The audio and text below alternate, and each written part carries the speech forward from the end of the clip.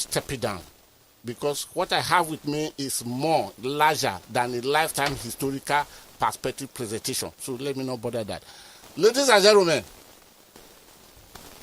here sitting directly live with me in this studio, 91.3 FM, you can see, because of our presence, I almost forgot the name of it, is the Managing Director of the Nigerian Ports Authority, Hadiza Bala Usman. Madam, you are welcome. Good morning, all. Thank you for having me. And thank you for coming. It's my pleasure. It's my honor to be here.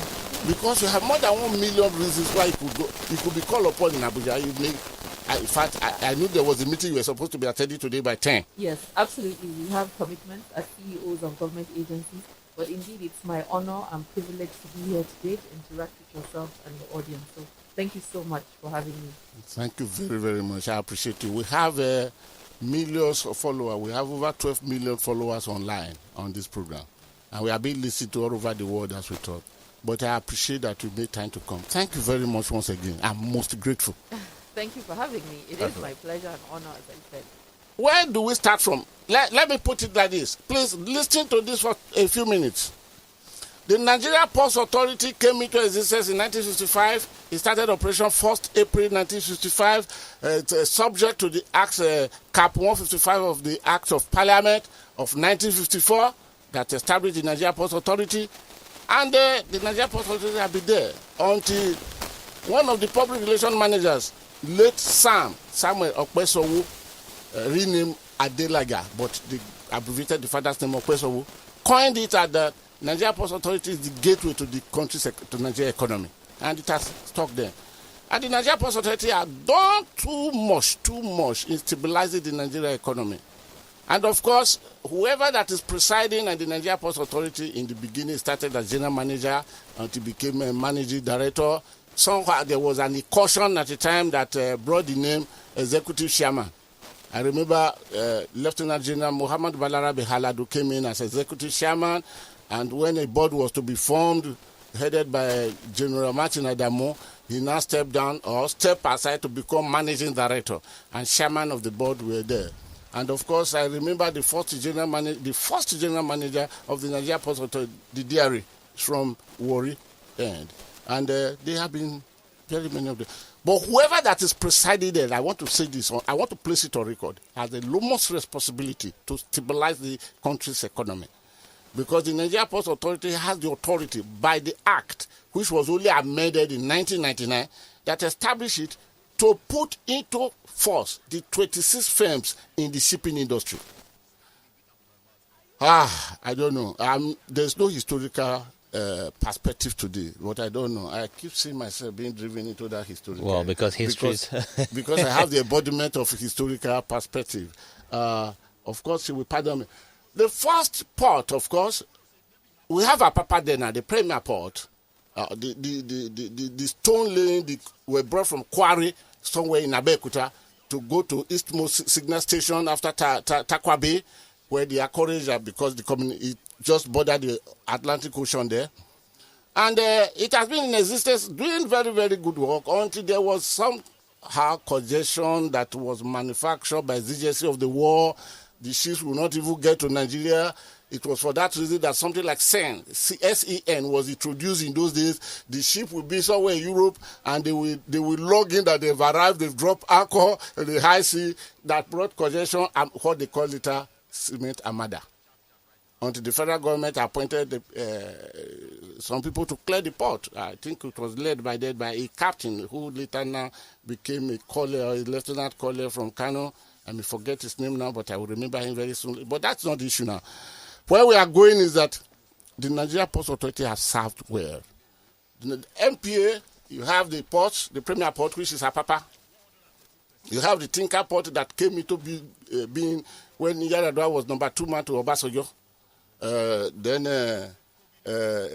Before they took some people from there, like Raymond Dokpesi, who came as a PA to Bamanga Tuko.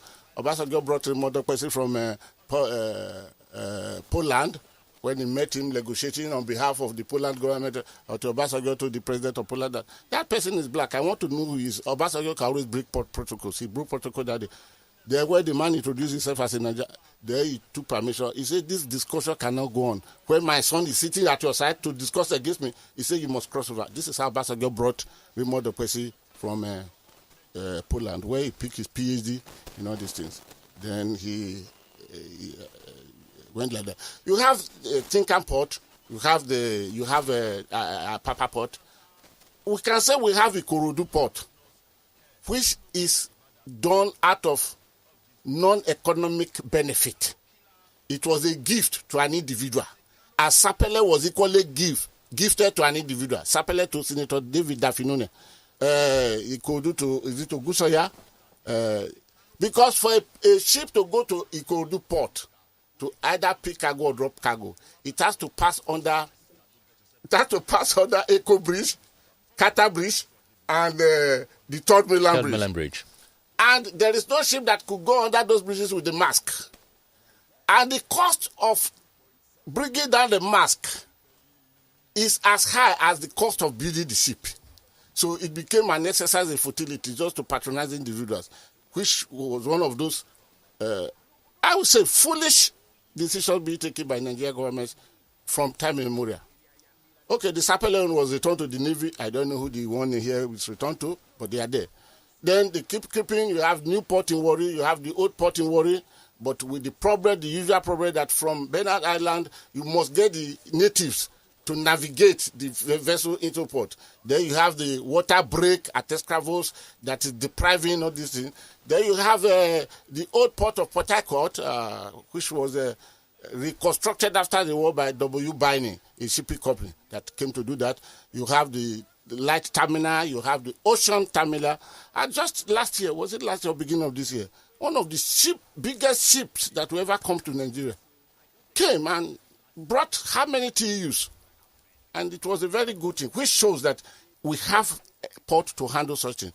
We have the Calabar port, which was constructed and built, which was meant to serve the north. But then, if you look at the roads and 2 or 3 bridges before you come to Kasila Ara, you will discover that the purpose would be defeated. And the first statistician that operated in that port gave a report that the port, I never knew the time that port paid salary of staff on its own. Money was being channeled from somewhere to pay the salary. And many other things that happened.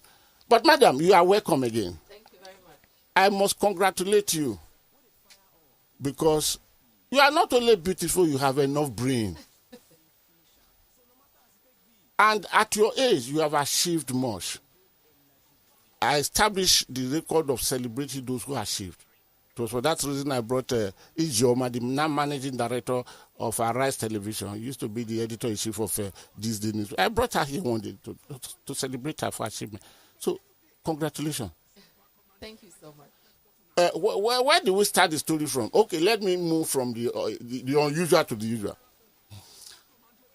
At that 2011 or so, you contested the election in Katsina State to go to House of Representatives. You could not make it under the CPC. And today you have established yourself as first woman to be this, first woman to be that. You became chief of staff, first woman in Kaduna. Yes. And that represented the whole of northern regions. Yes. Okay. You became the first female managing director of the Nigerian Ports Authority. Yes. After your tenure, I know you've gotten a station of tenure. No, it will be renewed. Forget about those going to court. If I were in the president's shoe, I will renew your tenure. I will renew it because you are doing very, very well. I'm not saying the vote of confidence. Oh yes, I'm not saying this because you are here. Now, after that tenure would have expired, are you going to contest as governor of Katsina State? No, I'm not doing any such. I'm not going for any elected positions in 2023. You are not? No, I'm not. But 2011, you attempted. Yes, I did. In 2011, I contested for House of Representatives to represent Misao Matazu Federal Constituency in Katsina State. I didn't win the election, but it introduced me into politics. I understood what was required and what it entailed. Fast forward now, I believe, as it relates to legislative and executive, I believe I'm more of an executive person as opposed to legislative right now in my life. And of course, with executives, there are not that many executive positions that are available for women to contest for elective positions. So I'm quite So conscious the of trajectory that. has changed. Yes. You now saw yourself not more in the elective, Yes. but the executive. Yes. Which appointment would you want to be seeking for when, as the Nigerian Ports Authority, this is my own assessment. The managing director of the Nigerian Ports Authority, I have always been saying this for years. I came into the Nigerian Ports Authority as a reporter when Bamaga took over I was the general manager. And I've been saying that the managing director of the Nigerian Ports Authority is more than 20 governors put together. Don't let the governors turn on my case. All right, let us now move to some very key issues. The problem in the Nigerian Ports Authority today started ever before you thought of even going to contest that election. We are talking of the gridlock. As we talk now, it is terrible. And my knowledge tells me the gridlock is supposed to, it's not the responsibility of the managing director of the Nigerian Ports Authority, because we are talking of federal roads. We are talking of farm tanks, which can only be approved by the federal powers. Of course, Lagos State will give right of way, issue certificate of occupancy as the 1979 land use decree it is. You came in. Maybe I should put it this way. The problem of Nigerian Ports Authority and gridlock started when Olusegun Obasanjo came to power as elected president. That must be 1999. He decided that the ports are better operated from combination of both private and government, which was a very good idea. And they were concessionaire, which was a very good idea. I didn't use the language sold out. No, concessionaire, which was a very, very good idea. Because commercialization of it, other Hamza failed. So, but when this thing was being carried out, there was an error. Maybe it was rushed. Because every port constructed, there are places for car parks, there are places for trailer parks, there are places for solid cargo, all this. But when the concessionary took place, all those were given out. Without giving consideration, where would this vehicle now be? Which introduced a new dimension, bring trailers by the roadside and Kwanko. And most of the trailers there today, they have no business there. Some mechanic have turned the road to, and everything failed. Then you came in. You inherited this. You inherited this mess. Okoji Iweala visited Tinkan Port. The only person that tried a little was Fashola, who created an inner road at Tinkan Port to pass through the administrative block in front, come by the flour mill at the end, then you come to Liverpool. Now, you took the bull by the horn. You introduced what they call A2. I don't know. I don't understand A2 beyond is A2, meaning orderly. Something orderly. A2 is Yoruba language, if I'm right. How did you arrive into the creation of that app? How did you arrive there? We felt that there was a need for an electronic system to manage the inflow and outflow into the port. We realized that human intervention creates an avenue for extortion across all agencies that participate in the control of traffic into the port. So deploying an electronic colloq will remove that, and there will be clarity on the readiness of the port to receive the cargo, as it were.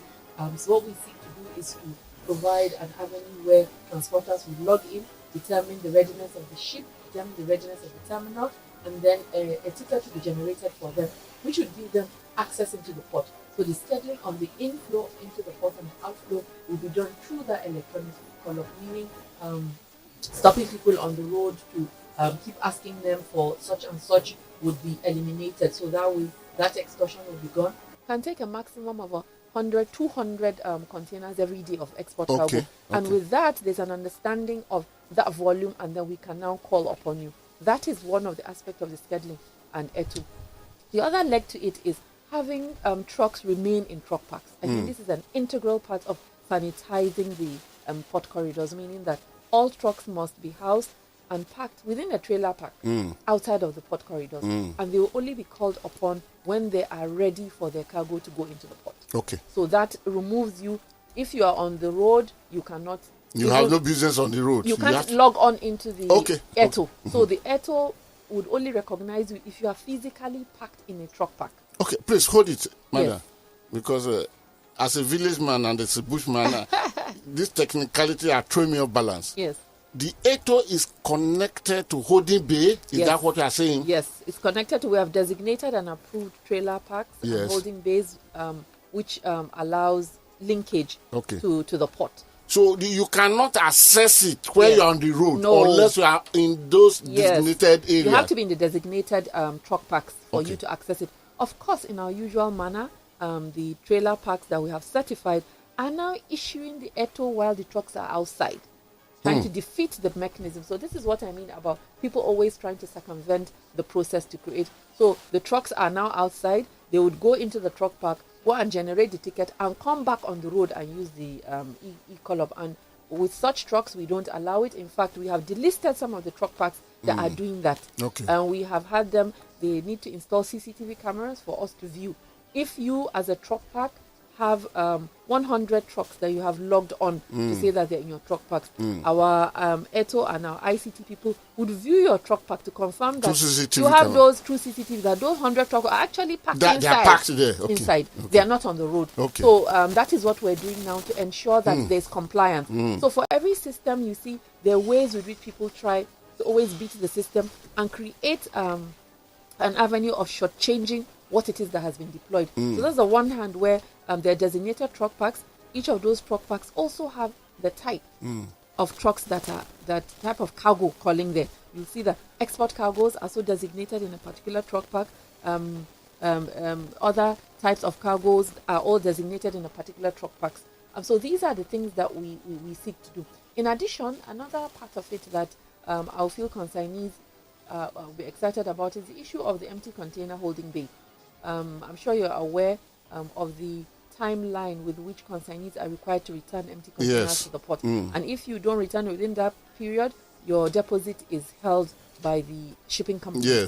So we have also mandated that the shipping companies are responsible for taking the empty containers to the port. So what you do as a consignee is go and drop your empty container in their designated holding bay and collect your money and go your way. So the shipping company... It is the duty now of the shipping company. It's their duty. They would now log on to the ETO, arrange for the scheduling of when the ship arrives that is ready to go with the empty containers, then they can go into the holding. In the minds of a lot of Nigerians, they always believe there's a shorter cut. There's a way we can circumvent the system. That's good. So we must make them see that that system cannot be circumvented, and circumventing it will create a sanction for you. When you think your truck gets to the port, you will turn you back. You can't get into the port. So that are one of the important things that we're doing to just insist and maintain the structure of the ETO up until it sinks into the minds of transporters and truckers that this is the only way you can get into the port. And any activity outside of what is being designated within the ETO, you will not gain access. Okay. Madam, I have a saying here that you don't change a winning team. No coach in this world would change a winning team. Now, there was a day we were talking of the National Assembly, where you talk of the overblown allowances because the salary of a senator is 700,000 naira, but at the end of every month he goes away with about 30 million. It's overblown. So somebody calling to ask, how do we solve this problem? Why can't we make the law? Then I asked the person, if you make the law, why are you passing the law through? He said the National Assembly. I said, okay. Will somebody be willing to change? What is your strength to see ETO coming back so soon and having a stand and the financing? Yeah, as I said, ETO is operational, so it's not coming back, it's here. We continue with... starting off vigorously. Yes. It is. We're continuing with deployment. As I said, is to do with ensuring that there's compliance, showing people you can't beat the system, and continue to educate the actual owners of the cargo on what is required, to actually educate the stakeholders on the procedures and enforcement, so that they understand that there's no turning back. This system is here to stay. These respective handshakes with Nigerian Customs Service, with the terminal operators, strengthens the capacity the of the handshake with the Nigerian Customs Service. When do you expect that to take off? Well, we started discussions last week. We're going to continue, but it would happen. The e-customs system would happen. Let's not be skeptical about that. I believe, I'm asking, is it the Nigerian Customs Services? Yes, it is. Oh, I thought we were talking of Ghana Customs Services. Okay.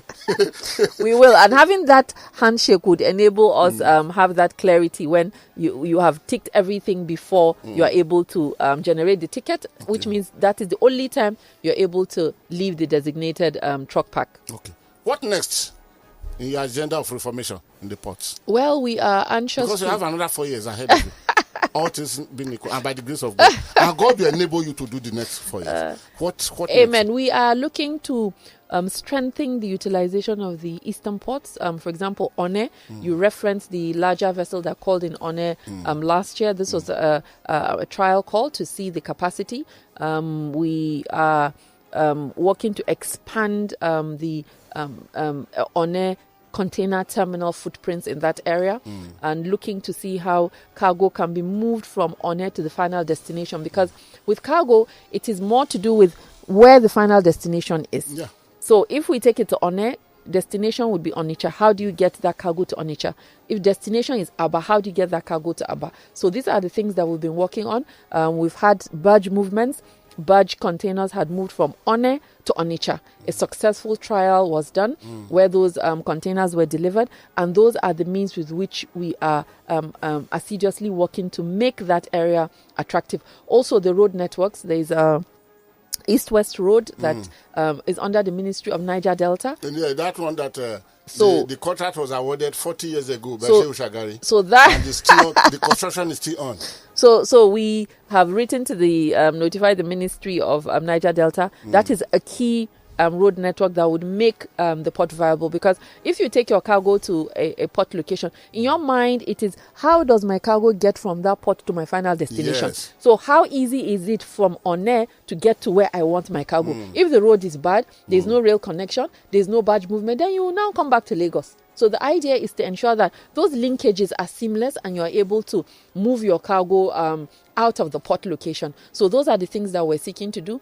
Also, last 2 weeks ago, there was a movement from Calabar Port, export cargo, cocoa cargo, a huge tonnage. I was coming to that. Yes. Tell me something about that. Yes, the Calabar Port was used. The Export Promotion Council was there. Shegun Ololo was in Calabar to flag that off. A large vessel was sailed out of Calabar for exportation of cocoa, and that was very exciting. Sorry? Large vessel?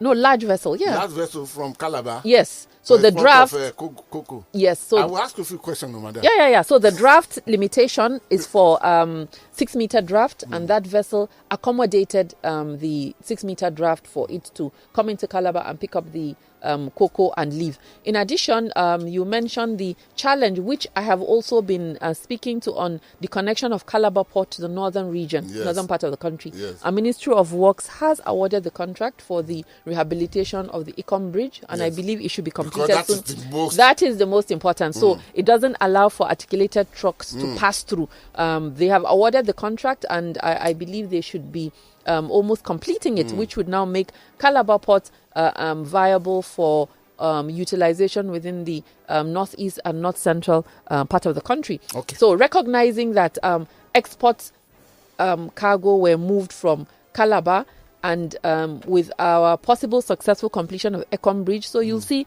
that will become more viable. I will be very, very glad that this will happen in my lifetime. I'll be very, very glad, madam. We've had also wheat importation through Calabar. Okay, flat bottom vessels to Calabar. I will take you up, therefore, please, because the Calabar issue. Yes. I did not hear it from the Nigerian Ports Authority, but I read it where the export promotion council. Our son was talking utilizing it. If my knowledge of the Nigerian ports, okay, listener, let me break away to say here. Shipping operation started in Nigeria in the year 1472. The Portuguese arrived, and it was in Forcados. The Portuguese retreated. The Portuguese were the first European to arrive. There was no Nigeria then. this part of sub-Saharan Africa.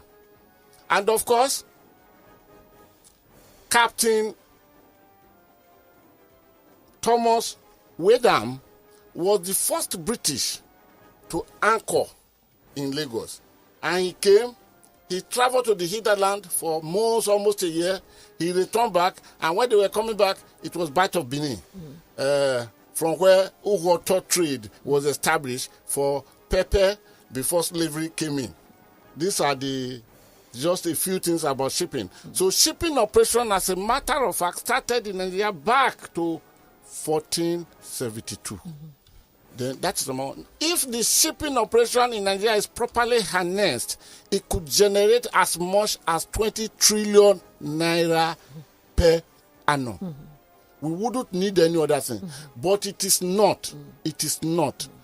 Everything about shipping operation, God over blessed Nigeria. So we must thank Mother. But now, that quantity of cocoa was exported from Calabar. I was going to, I had not really, because if I had, I probably would have been assessed Awolowo now to tell me. Which route? Cocoa is not manufactured, cocoa is not a product of that part of Nigeria, of the south. It is product of southwest. West, yes. So, no, I'm not posing the question to you. Please don't answer me. Yes. But I want to believe somebody's hearing and will tell her, how did the cocoa now get from southwest? It must have been viable for the exporter to use Calabar.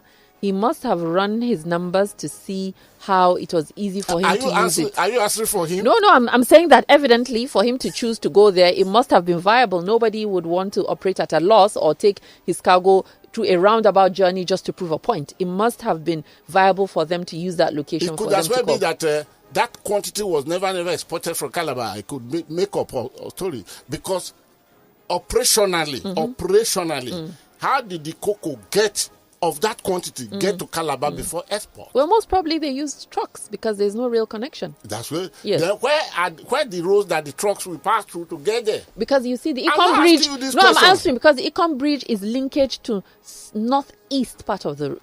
But so there must be a connection from Calabar to the southwest, the origin of the cocoa. No, the southwest, I can tell you the road. Yes. Because I have done this by road, I've done it by sea, and even the Calabar port is the least dredged. Yes, it is. Because $12 million was paid to somebody who is very, very big in government today.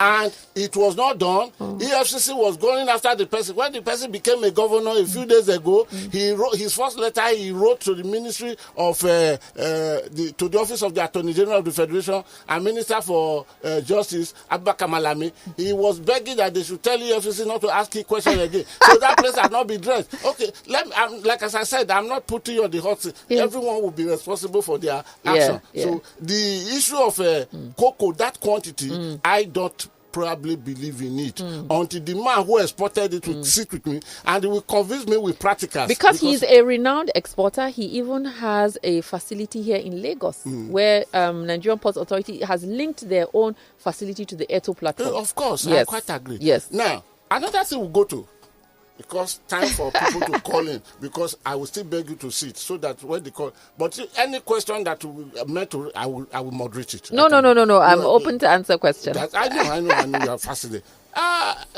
If you go to the old toll gate, going outside Lagos, heading towards Ibadan, going outside Lagos, old toll gate after Ojota. A few of us commissioned a task force on this. We placed them there for 3 months. 67% of all containers leaving the ports, either Tinkan or Apapa port, are headed to the southeast. And now the roads are terribly bad. The bypass in Benin is another hell.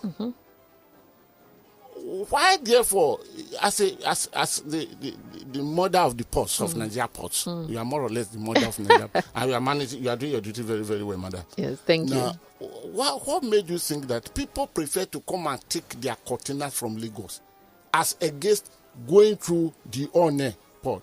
If they talk of worry, I would agree with it because the deeper, the bigger ships cannot. Like as I said about the water break and the Belet Island from where the natives are now higher. But Port Harcourt is not same. Why can't people go to Port Harcourt to receive that? Okay, as I mentioned to you earlier on regarding the linkage of the port to the final destination of the cargo. So, for example, with Onne Port, that road, I think it's East-West Road linking the port, that road has been under construction forever. It is a very difficult road for articulated truck to navigate. So that creates a challenge as it relates to moving the trucks from Onne to the southeast part of the country. We've, as I said, written letters to the Minister of Niger Delta. The Minister has promised to include it in the budget for them to complete it within the shortest period. But I would also speak to an initiative which I would encourage you to invite the DG of Nigerian Inland Waterways Authority to give a larger brief on that. I will speak to him. He's my brother, Dr. George Mogalu. George Mogalu, okay. Yes, yes. He is working on this project which would move cargo from Lagos to Onitsha. We've held meetings. The Nigerian Ports Authority is giving him all the necessary support to do that. And one of the interesting discussions in the meeting was the fact that the bridge, the Southeast Bridge, the second Niger Bridge. So all the items, the cargo that were needed for the construction were moved by barge. So the contractor, Julius Berger, all the things that they needed for the second Niger Bridge were moved from Lagos using a barge. Okay. So with that, you should understand that means barge movement from Lagos to Onitsha is possible. It's possible. So Dr. George Mogalu mentioned that to me and said with that he wants to now initiate the process of moving 500 boxes from Lagos to Onitsha. Okay. So that would take those number of boxes off the road. I wouldn't mind going there to look when. So no, when it's happening, I've also said I'm giving him 110 support. We're part of the task team that are working on it. Okay. And I said the day the badge is going, I'm going to go to Onitsha to receive it myself. I think we'll go together. We'll go together. So, but I think you need to invite him because it is his initiative. Let me put it on record. Please. Let me put it on he record. has a lot of very excellent ideas on what is needed to utilize the inland waterways. And that initiative is something that he has commenced. He's met with the stakeholders. Nigerian Ports Authority was present. And I think it's such a laudable initiative that Dr. George Mogalu is spearheading that we should all join hands to support and encourage it. So if the project was able to do that, why can't we commercialize it? Okay, Madam, thank you very much. Yes. The greatest enemy and the only one everlasting enemy we have in studios like this is time. Yes. Because we have our time cut off for us. Now, in the next 3 minutes, before the calls start coming in, what is new are we expecting from Hadiza Bala to bring real joy to the shipping community? Yes. As I mentioned, we are looking to expand the utilization of Onne Port for cargo. We're also looking to deploy our ports community system, which is the IT deployment that would remove human intervention. We're also anxious about concluding the Lekki Deep Sea Port. We're looking at 2022 by second quarter 2022. The Lekki Deep Sea Port would be ready for commercial operations. Who is the Lekki? Lagos State government has, I think, maybe 20%. MPA has 5%. We downsized on our percentage. When I came, we had higher stake, and I felt Nigerian Ports should not overstretch itself. It's just a confidence shareholding to show that government is promoting of the initiative, but not for government to invest its money. There's a Toleram group that are the major shareholders. They also have China Hub or Czech are also now dominant construction and shareholders. So tell us more. What is new? Badagry Deep Sea Port, also we have the promoters that are anxiously pushing for that to come on stream. So we have this Ibom Deep Sea Port. So these are the initiatives. Lekki, Ibom, Badagry are coming on stream. As I mentioned, that is the future in terms of shipping, because if you do not have a draft of 15, 16 meter draft, then you would not be able to have larger vessels calling into your country. And with the economies of scales, those are the type of vessels that are being manufactured now, and those are the vessels that are coming. Your country will become a transshipment hub if you do not have. So which is why we're pushing to have this 3 deep sea ports coming on stream by end 2022, 2023. Okay, madam. Thank you very much. There are too many questions, but we cannot just unravel them one day, because I was going to ask the question that the ease of doing business in the ports are signed by an executive order. Yes. Did he take into consideration the cost of doing business? Is it only this? No, you can't answer it now because time is really short.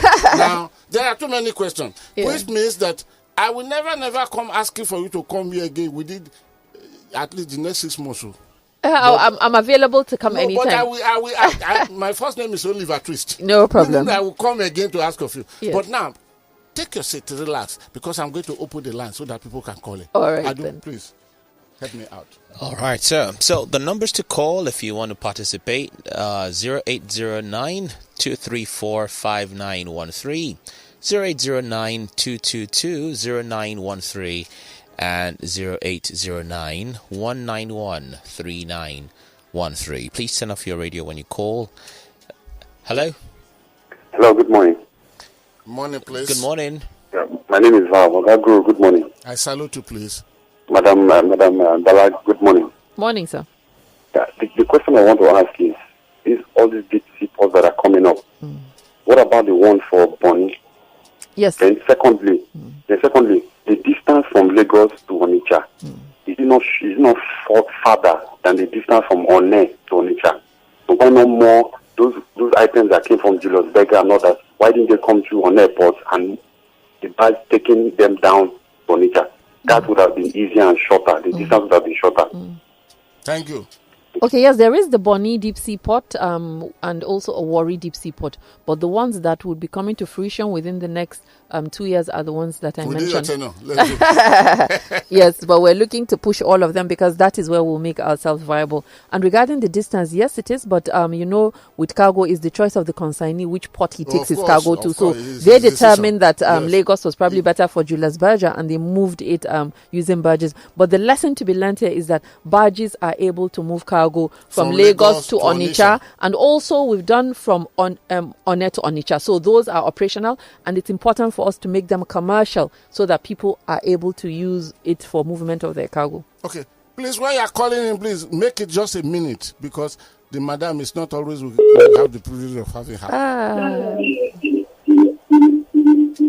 Turn off your radio. Oh, okay. Hello. Good morning. Morning, please. Yes, my name is Eugene. Eugene, you have a minute. I'm calling from Tulare. You have a minute, please. Yeah, thank you, sir. Good morning, the guests, and good morning, everybody in the studio. I want to let her know that within ICOM, Boki, and one other two local government, they have large own production of cocoa. So I think it's those people that are using that Calabar Seaport. Thank you so much for that clarification. Thank you very, very much. Thank you so much, Eugene. Yeah. Okay. Do we take messages now? Yes, please. Okay, let's start from Twitter now. Twitter has Adegboyega Adedeji. It says, I just want to find out how Madam is able to manage her home and balance it with the sector that is so demanding, being the MPA boss. How does she balance her home? Oh, okay. We'll talk to you about that later. Go on. There's work-life balance, which is important. So it's a good question, especially for us women. So I start early and I close at 6 and I focus on home life. That's what I do. It's very important. Thanks for the question. It now says, why must trailers designed to carry cargoes come from all parts of the country to Lagos ports? Why can't other ports be utilized? But it's part of what we'll be discussing. Please go to the next one. Let's go on Twitter. Twitter. Let's take a call. Turn off your radio, please, when you call us. Hello. Hello. Good morning. Morning, please. This is I want to correct the Guru. Yes, sir. The error. The cocoa now Cross River State produces more than the cocoa that 2 states in Southwest produce. Okay, thank you very much. Thank you so much for that. Thank you. They may be producing, but not two times that size, because we'll be following this thing for years. But thank you for your... Hello? Thank you. Hello? Go ahead. Good morning. The Guru, my voice. Also, me go. Yes, I am proud of you. Now, there's this issue. I listened to you some time ago when this same woman was with you about a report about $3 billion that was borrowed. Okay. And she said the money was already in Nigeria. Okay. You did not talk about it. She did not put it like that day, and I'm not ready to discuss that one today. This matter can be properly taken because they also have agencies in government that are backing them up. And that's why the effort of government has not been able to yield anything positive since these days. So please, how will you be able to take care of those boys in those areas? Yes, we have noted their activities more so around the Tinkan Island access area. We have notified the enforcement, because part of what we do as it relates to enforcement, it is Lagos State government that does the enforcement, and the attention has been drawn to that, and we'll continue to work with them to ensure that sanity is brought in that environment. Thank you so much. Did you hear that? Thank you. Go ahead. More calls. Let's take another one. Hello. Yeah, hello. Yes, go ahead, please. Go ahead. Okay, my name is Mr. Edeme Kelikome. Presenter, great job. And Madam, congratulations on all the achievements. Dobra. Very simple comment. Yeah, go ahead. The Onitsha project, from Onitsha to Onitsha, and indeed to Lokoja, what plans have been made for the dredging of the Niger, and by extension all the way down to Lokoja, so that it can become non-seasonal and sustainable, and even attract bigger barges and bigger capacity of vessels going in that direction? Thank you very much. Thanks for the question, Udeme. This should be a question that the NIWA, Inland Waterways Authority, would cover, because that area is outside of the Nigerian Ports jurisdiction. Dr. Mogalu, yes. He has a lot of ideas on what he plans to do in that region. Promise to help me to I will. Yeah, he's he's doing such a wonderful work. Matthew on WhatsApp says, is Gelegele Seaport in Edo State part of the plan of the government? No, we don't have any that's such private. record within our Okay. Still on WhatsApp, David says, hello, the Guru. Thank you for bringing in Madam from MPA. Please, I would like to know what is the agency doing in terms of security of the ports area and also parts of the coastlines. Okay, thank you for that question. We are actually deploying about 5 vessels to patrol the berths and the channels within the next 1 week. We're handing them over to the Nigerian Marine Police to man these vessels to do sustained patrols in the waterways within the channels and berth. We have increase in the number of stowaways in the last 1 year, which is causing a huge embarrassment for the country with IMO and other such agencies. So Nigerian Ports Authority has deployed those vessels. We've also engaged with Nigerian Navy on providing additional support in terms of the patrol to provide additional coastal security. Sorry, madam. Are we talking of the Nigerian Navy that ceded security of the channels to a private company at a time, or another navy? Well, you see, this the secure anchorage has been so abolished by the directive of Mr. President, and right now Nigerian Navy is providing that security of anchorage at zero cost. But I would like to mention this. It's quite interesting that the shipping companies are insisting on paying for a security that we've said you shouldn't pay. Yes. So what does that say? Yeah. There's an anchorage. We've said anchorage has been abolished. You are not supposed to pay anything. We're supposed to secure at zero cost. But these shipping companies are insisting they want to be paying. Yes, so evidently there is some racket going on between the shipping companies and the. So I can't even understand it. Ask me why would Please, that happen? how? you were almost attacked at the National Assembly. I was. If there is a power that could move such talks to the National Assembly to attack with the hope of taking your life, is it the shipping company that will not be given directives? So even now that it's been abolished, I have told the shipping companies it's abolished. President has given directive. You're going to be secured by the Nigerian Navy at zero cost to you. Don't forget that this thing did not start today. No. It started when Aikomu was number 2 man. Yes. I don't want to go into historical perspective of that today. Congratulations for surviving that. That was it was a terrible incident, for people to think they can bully you because, you're trying to do what is the interest of the country, reduce the cost of doing business in the port, and you're subjected to physical attack within a seat of government. National Assembly is a seat of government. Yes. I had to petition the Senate President to say, if such is allowed, I will not attend any such public hearing because I need to be protected to present my case. To carry out your responsibilities. Absolutely. Yeah. Uchenna on Twitter says, has maybe a differing opinion. He says, Madam, why has the MPA under you become more difficult despite the ease of doing business?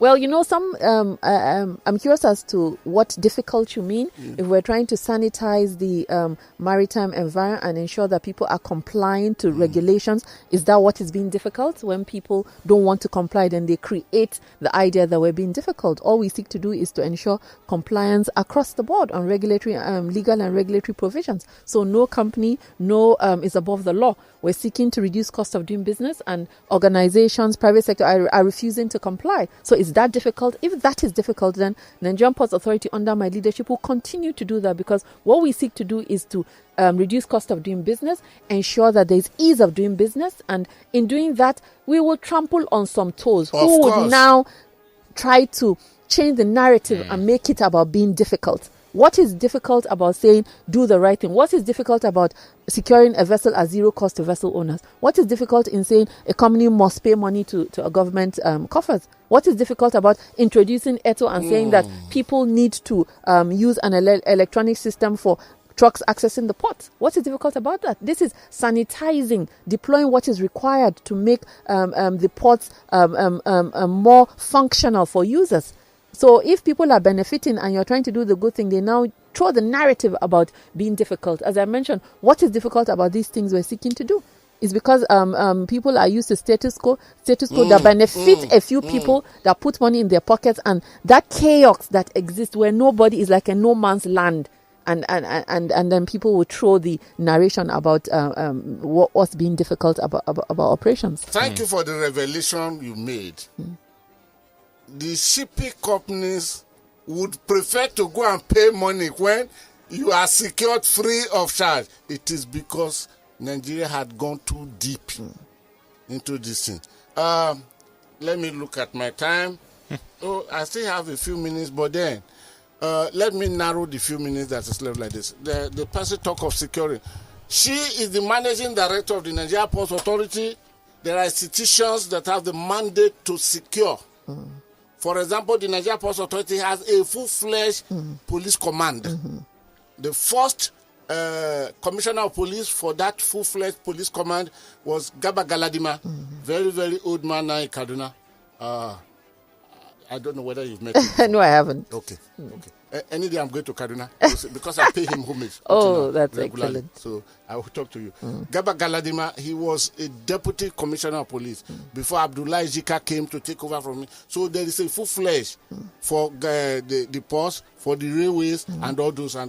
That is number one. The Navy is there to manage the waterfront. And of course, we have the Marine Police, which is other command also to manage that. It is not her duty, but she's only the coordinating.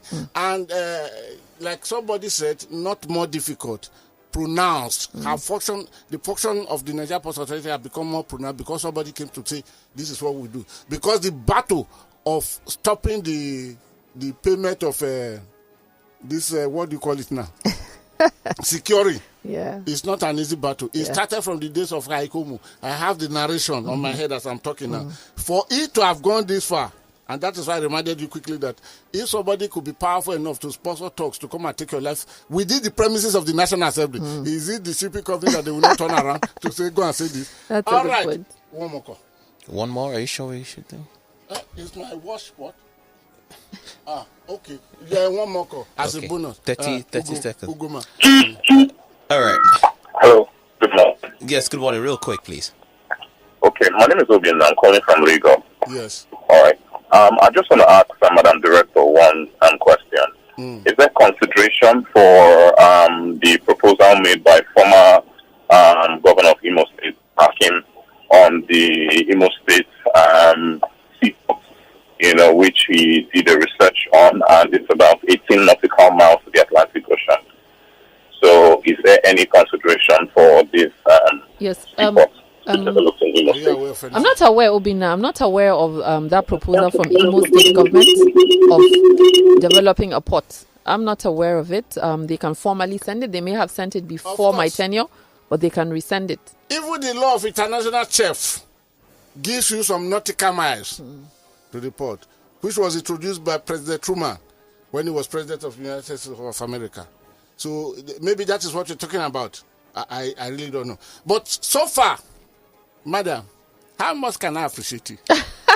It's for me to appreciate you giving me the platform to explain a little bit of what we've been doing. So it's my honor and privilege to be here. And because of that, I suspended my knowledge droppers. I suspended my I know. Because I know the person I'm bringing to the studio is embodiment of all this. I am honored. I hope we are never disappointed. I hope the session was worthy of you stepping down. So thank you very, very much. Listener, thank you very much. Adu, thank you for doing a good job. Our crew member, thank you very much. Ugoma, I'm not utilizing your time because my eyes are still on the watch and it is now I want to overcross. Okay, thank you very much. And of course, we'll be speaking with the managing director of the Nigerian Ports Authority for the past 1.5 hours, so to put it, Hadiza Bala, Usman. And of course, maybe after 6 months or 9 months, I will start the battle again to see how I can bring her back to the studio. We thank you very much, of course. My Twitter handle is at Godwin_Bwebu, at Godwin_Bwebu, then Godwin Bwebu on Facebook. Then my website is there, www.godwintheguru.com. And of course, my Facebook, my YouTube channel is there. And the telephone number, I switch it off so that nobody will interfere today. I will still give it back to you, 0906-887-0014. And again, my crew members, thank you very, very much for doing a beautiful job. Yeah. Uncle Adu, your lost preacher and temporary, for doing a very good job. The final thank you come back to you. Not Hadiza, at all, as I said, it's my honor and pleasure, and thank you so much for having me here. Until next week, Monday, you will meet me here tomorrow and next tomorrow for the Money Digest. But until Monday, please do me a favor. Keep yourself out of trouble. Bye-bye. We are Lagos Talks 91.3. Let's talk.